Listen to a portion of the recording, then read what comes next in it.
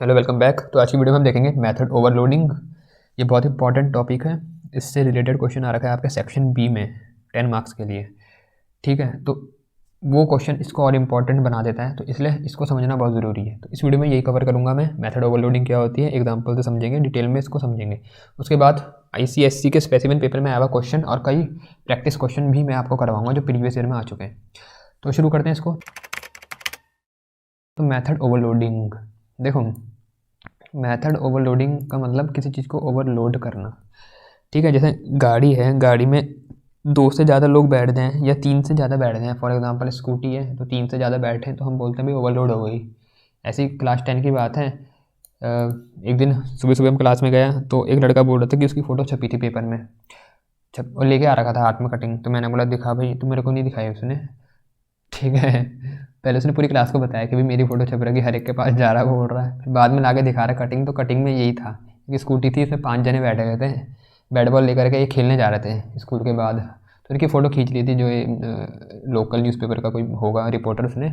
और छप रखा था नीचे लाइन की, ओवरलोडिंग करते हुए दिखे छात्र, दे रहे हैं दुर्घटना को आमंत्रण। तो ये इसकी फ़ोटो छपी थी। तो वैसी मेथड की ओवरलोडिंग होती है। ओवरलोडिंग मतलब ओवरलोड कर देना। तो किस तरीके से होंगे ओवरलोड, वो देखते हैं। जैसे एक क्लास है, अब जावा में थोड़ा अंतर होता है ओवरलोडिंग का, मतलब ओवरलोडिंग करने का, और जैसे रियल लाइफ में अभी मैंने एग्जांपल बताया, इसमें थोड़ा सा डिफरेंस है। जावा में ओवरलोडिंग हम तब बोलते हैं कि कोई भी मेथड अगर एक से ज़्यादा बार आ गया क्लास में तो हम बोलेंगे कि भाई मेथड ओवरलोड हो गया है।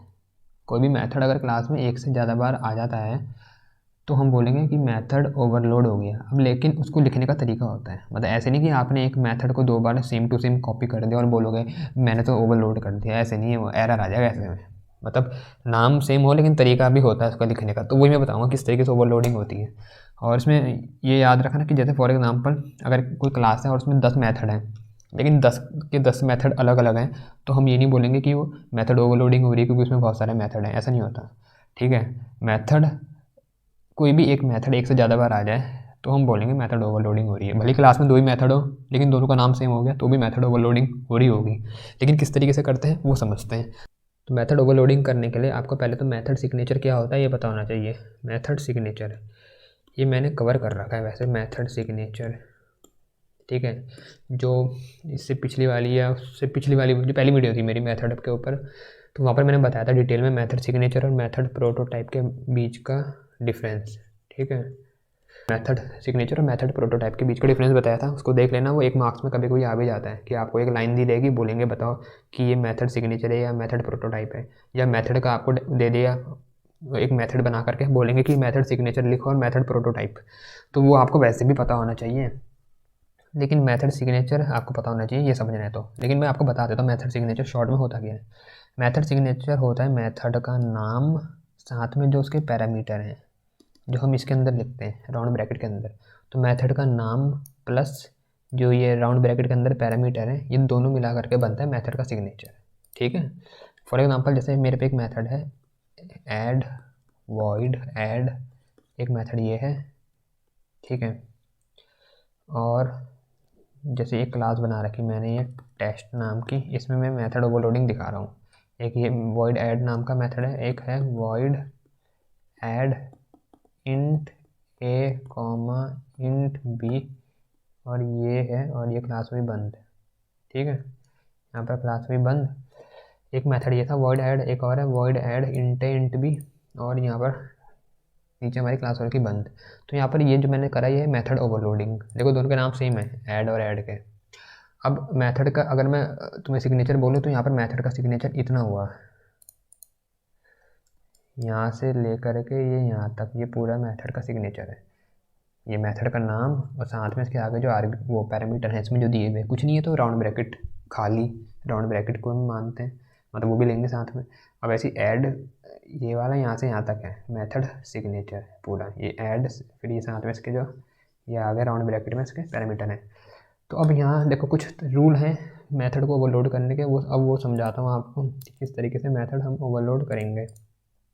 जैसे कोई भी मेरा मेथड है, तो मेथड जैसे मैंने एक ये लिखा मेथड सब्ट्रैक्ट नाम का मेथड है, ये दो नंबर को सब्ट्रैक्ट करता है। ठीक है, तो मैंने ऐसे लिखा इंट सब्ट्रैक्ट इंट ए कॉमा इंट बी, सिर्फ समझाने के लिए बता रहा हूँ, ठीक है। ये क्लास के अंदर बना रखा है, क्लास ABC, ये हुआ। इसका कुछ कोड होगा यहाँ पर जो ये सब्ट्रैक्ट करता होगा, फिर रिटर्न करता है कोई वैल्यू, मान लो रिजल्ट रिटर्न कर रहा है, और ये हो गया। फिर ऐसे एक और मेथड बना दिया मैंने इंट सब्ट्रैक्ट नाम का। फिर मैंने लिख दिया यहाँ पर, फिर से मैंने लिख दिया इंट ए कॉमा इंट, रुको, मैंने लिखा int x comma int y, और ये करा, इसका भी कोई कोड है, ये भी कुछ रिटर्न करता है यहाँ पर।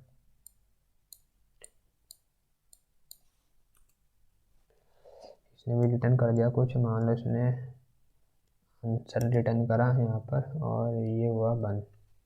अब सोच के बताना कि यहाँ पर मेथड ओवरलोडिंग हो रही है। देखो मैं आपको सब हर तरीके से समझाऊंगा कि कब होती है कब नहीं होती।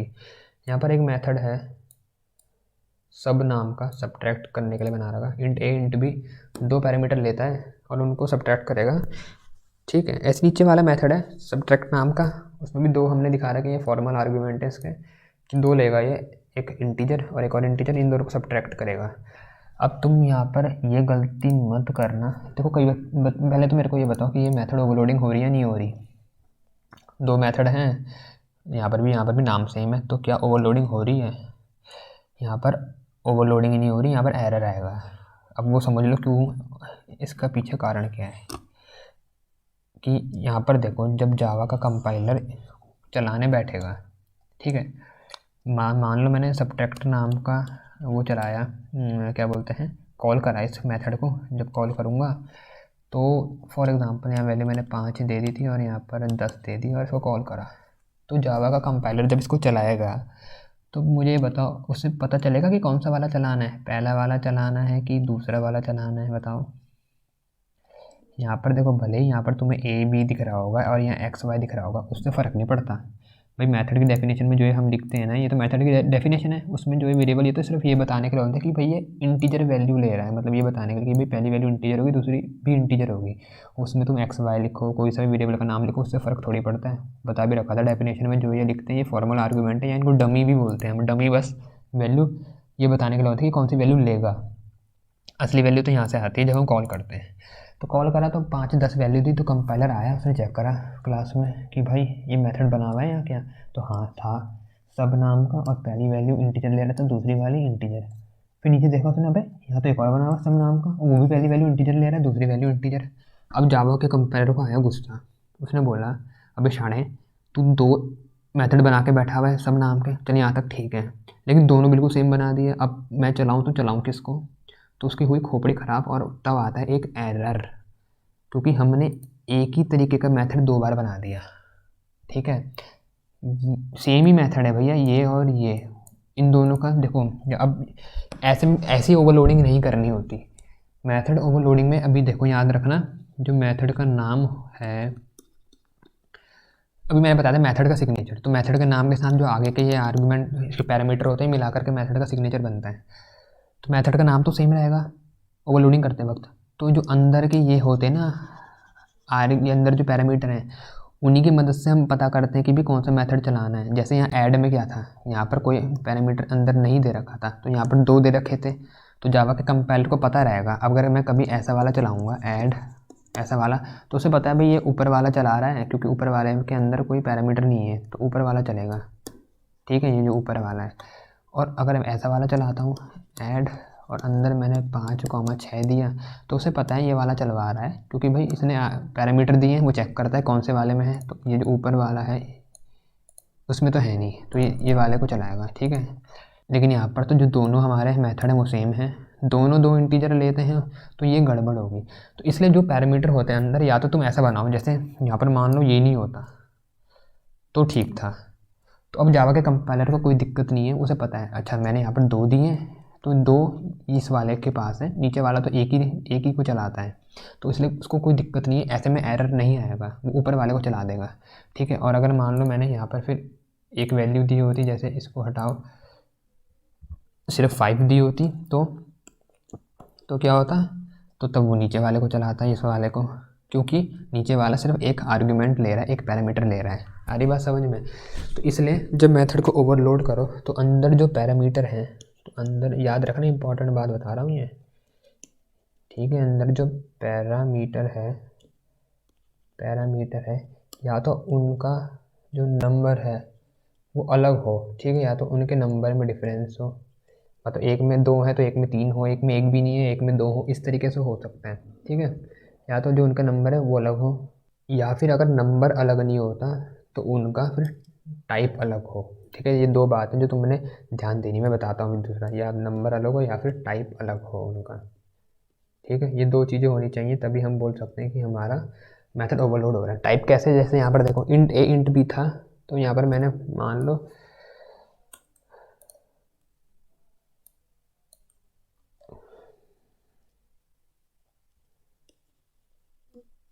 अंदर मैंने ये जो अंदर है यहाँ पर है, एक मैंने ले लिया डबल एक्स और एक ले लिया डबल वाई। तो यहाँ पर एक ले लिया मैंने, अंदर ये डबल लिखा है मैंने, ठीक है, DOUBLE, डबल एक्स और डबल वाई। तो यहाँ पर अब ये भी 2 पैरामीटर लेता है, ये भी 2 पैरामीटर लेता है, लेकिन जब हम जैसे इसको कॉल करेंगे, सब लिखा हुआ, मैं इसको कॉल किया मैंने यहाँ पर 5,15 दिया, तो जावा का कंपाइलर देखता है कि सब नाम के मेथड कितने हैं, तो 2 मेथड है, लेकिन ये वाला 2 इंटीजर वैल्यू लेता है, और मैंने यहाँ पर कैसी दी, इंटीजर वैल्यू दे रखी ना, दोनों 5 और 15 इंटीजर वैल्यू है, तो उसको यहाँ पर पता करने में कोई परेशानी नहीं होगी, वो सीधा ऊपर वाले को चला देगा, क्योंकि ऊपर वाला जो है उसमें दोनों क्या हैं, दोनों जो हैं उसके पैरामीटर वो इंटीजर वाले हैं।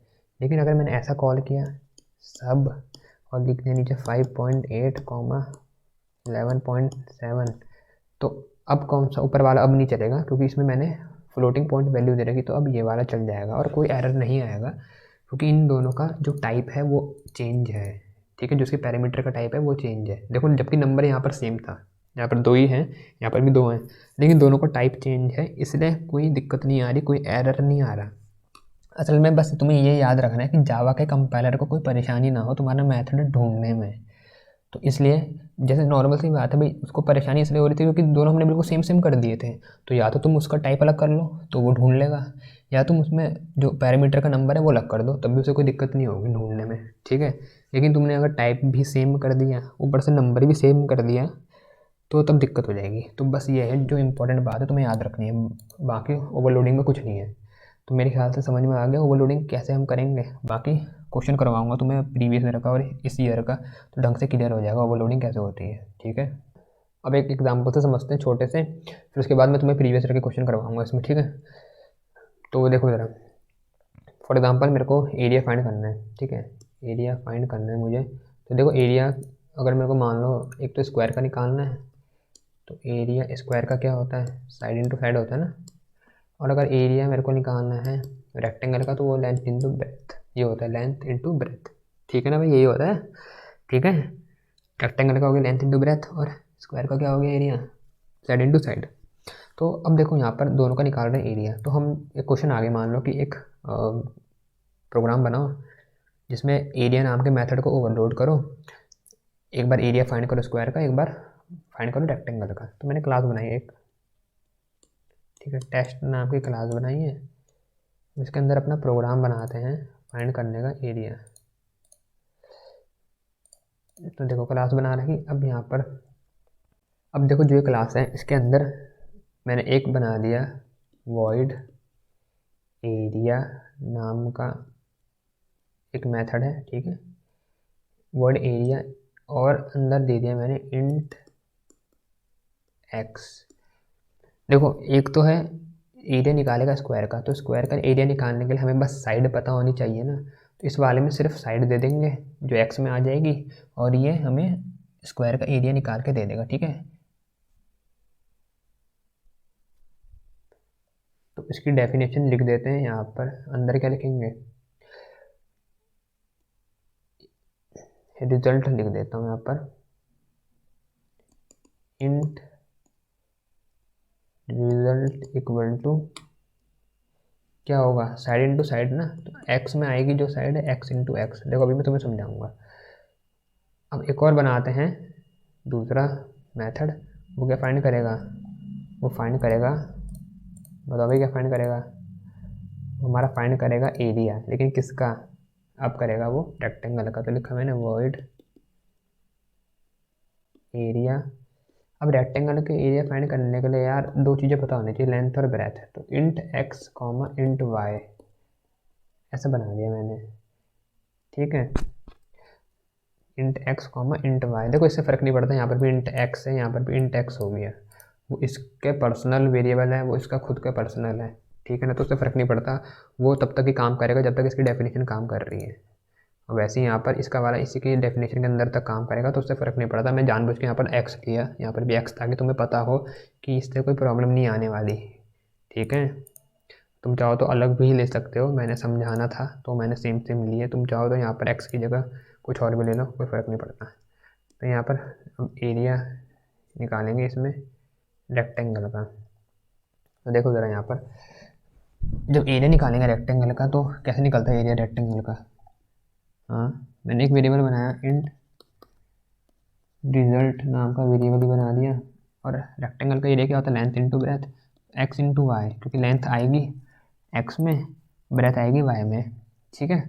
अच्छा, अब देखो मैंने यहाँ पर ये वॉइड बनाने के बजाय इसको हम एक काम करते हैं, इंटीजर टाइप का बना के इंटीजर कर लेते हैं, ताकि हम वैल्यू रिटर्न करवा दें, ठीक है। तो मैंने इंटीजर टाइप का बना दिया। अगर इंटीजर टाइप का बनाया है तो वैल्यू भी रिटर्न करेगा, तो रिटर्न कर देगा कोई इंटीजर वैल्यू रिजल्ट को रिटर्न करवा देंगे। ऐसे ही यहाँ पर इसको भी इंटीजर टाइप का बना देते हैं। इंटीजर टाइप का बनाया तो ये भी रिटर्न करेगा कोई वैल्यू, ठीक है। इसने रिटर्न करा रिजल्ट, और ये यहाँ पे हमने कर दिया इसको बंद, और नीचे कर दिया अपनी क्लास भी बंद, ठीक है। अब देखो काम किस तरीके से हो रहा होगा। वैसे पेपर में जब क्वेश्चन आते हैं ना तो सिर्फ तुम्हें बोला रहता है कि भाई इस मेथड को ओवरलोड करो और उससे ये फाइंड करवाओ, लेकिन मैं बता रहा हूँ कि जब अगर इसे हम चलाएंगे तो किस तरीके से चलेगा। तो जो हमारी क्लास टेस्ट है इसका हमें एक ऑब्जेक्ट बनाना पड़ेगा। अब वो ऑब्जेक्ट अगर इस वाले इसको चलाता है, ठीक है, एरिया को, तो देखो फॉर एग्जांपल ऑब्जेक्ट है कोई इसका, अगर बन गया मान लो ओबीजे नाम का ऑब्जेक्ट है, तो ओबीजे डॉट एरिया को वो चलाएगा, डॉट करके चलाते हैं, ठीक है ना। डॉट करके एरिया को उसने चलाया, तो वो जब एरिया को चलाएगा तो उसे अब मान लो अगर उसको स्क्वायर का फाइंड करना है एरिया, तो स्क्वायर का फाइंड करना है एरिया, तो उसने साइड दी 5। तो अब बताओ एरिया, जब हमने ऐसे लिखा एरिया और ये राउंड ब्रैकेट में 5, तो कौन सा वाला एरिया चलेगा बताओ मुझे। जब हमने ऐसे कॉल करा, देखो इसको थोड़ी, इतने को थोड़ी देर के लिए हटा दो तो भी कोई दिक्कत वाली बात नहीं है। ये मैं ये बता रहा हूँ, असल में देखो एरिया इस तरीके से कॉल किया, लेकिन ये कॉल क्योंकि ये क्लास के अंदर बना रखे ना, तो इसको क्लास का मेथड ही कॉल कर सकता है। तो मान लो हमने मेथड बना दिया क्लास का ओबीजे नाम का, तो जब ऑब्जेक्ट कॉल करता है ना, तो ऑब्जेक्ट डॉट करके हम किसी मेथड को कॉल करते हैं, ये है। बाकी तुम आगे वाले हिस्से में ध्यान दो कि जो ये है, मैं बस ये बता रहा हूँ काम किस तरीके से हो रहा है। पेपर में तुम्हें बस ये कोड लिख के आना और छुट्टी, ठीक है ना। तो देखो जब होता यूँ है एरिया कॉल होगा, तो मैंने एरिया के अंदर 5 लिखा है, तो जावा का कंपाइलर ये देखता है कि कहाँ पर एरिया नाम का मेथड है जो सिर्फ एक आर्गुमेंट लेता है, एक पैरामीटर है जिसके पास। तो उसने देखा यहाँ पर भी एरिया है, यहाँ पर भी एरिया है, ठीक है, 2 हैं एरिया नाम के मेथड, लेकिन ऊपर वाले में सिर्फ एक इंट एक्स है, मतलब एक इंटीजर वैल्यू लेता है, नीचे वाले 2 लेता है। तो उसका जो मैचिंग हुई, इसकी मैचिंग ऊपर वाले के साथ हुई, तो ये 5 वाली वैल्यू इसके एक्स में घुस गई, और नीचे क्या है, result equal to x into x, मतलब 5 इंटू 5। तो वो कितना बना 25, और रिटर्न कर दिया रिजल्ट, तो 25 वापस लौट के आया जब ये लाइन चली। मतलब इसने मुझे लौटा के क्या दिया, एरिया ऑफ स्क्वायर, ठीक है।